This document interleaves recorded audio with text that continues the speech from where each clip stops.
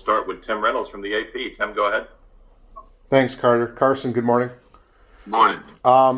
Obviously, in the SEC, you played in some pretty exciting environments, some pretty exciting road stadiums, and you know what Miami and FSU mean to one another. But how excited are you to see what Doak is like from the perspective that you're going to have on Saturday?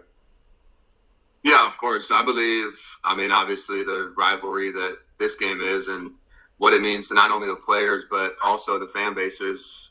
I'm sure that this stadium is going to be packed. I'm sure it's going to be rocking. So, again, I'm really excited for that opportunity.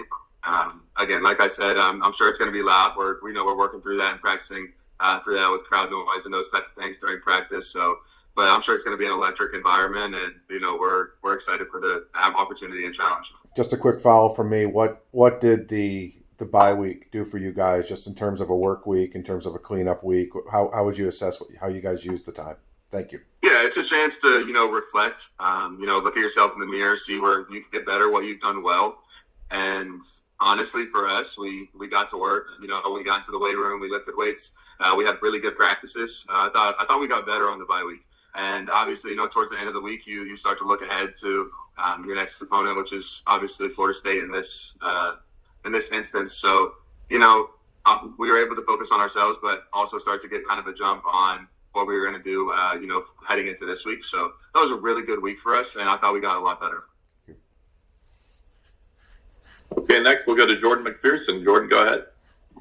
Yeah, hey, Carson, 2 questions. First one, to sort of build off of Tim's first question with the hype, the excitement, the juice that comes with a rivalry game. How do you balance feeding off of that and also trying not to let it become too much as you guys try to focus on the task at hand and obviously your guys' goals for the season? I think it's always about football. I think the more that you just focus on what's actually important, right?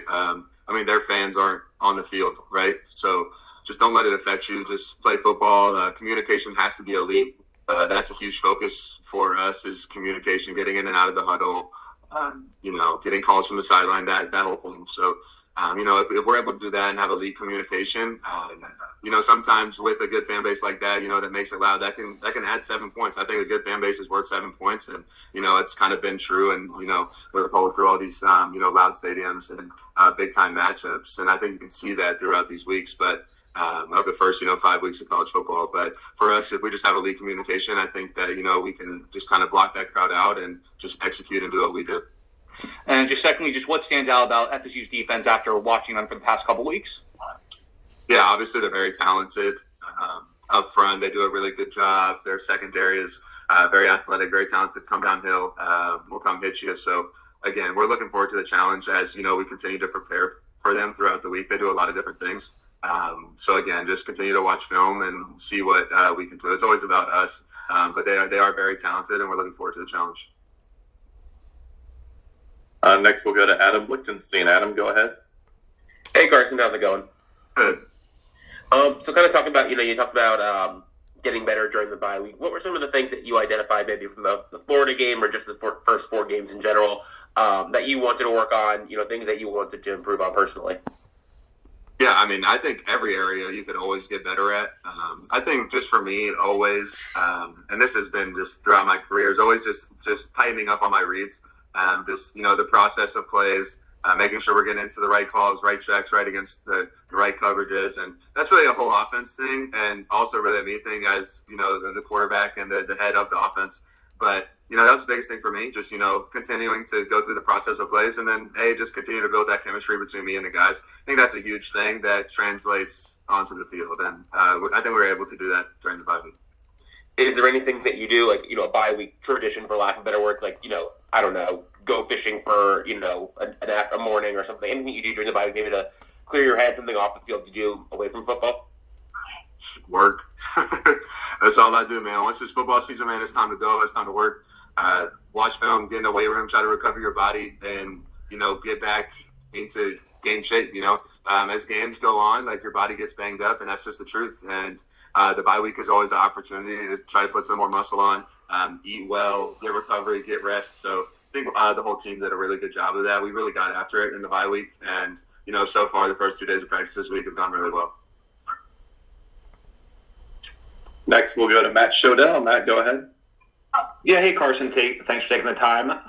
Coaches said JoJo Trader and Jordan Lyle are on track to be back. Can you talk a little bit about those guys? We haven't really seen them since game one, either of them. So how much can they help? And sort of, do you have already the timing down with JoJo just from the practices and all that stuff? Yeah, I mean, they were in practice today making plays. So, I mean, it's kind of just a matter of the game plan and how it happens in games. And again, I'm not the coach, so I don't really control that.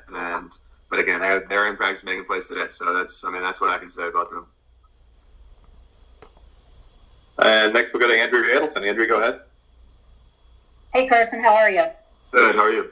I'm good, thanks. Appreciate you doing this.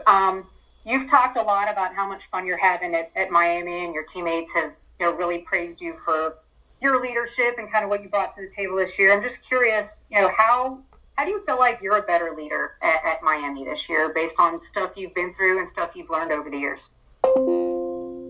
A great question. I think for me, the biggest thing in realizing, I shouldn't say realizing, but I think the biggest thing to developing as a leader is follow other good leaders, right? So, Coach Cristobal, right, is a new leader in my life that I've met, right? He's the head of our team, and he's done a great job of kind of showing me different ways to be able to lead and being vocal in the right moments, but also being quiet and silent and leading by example in other moments.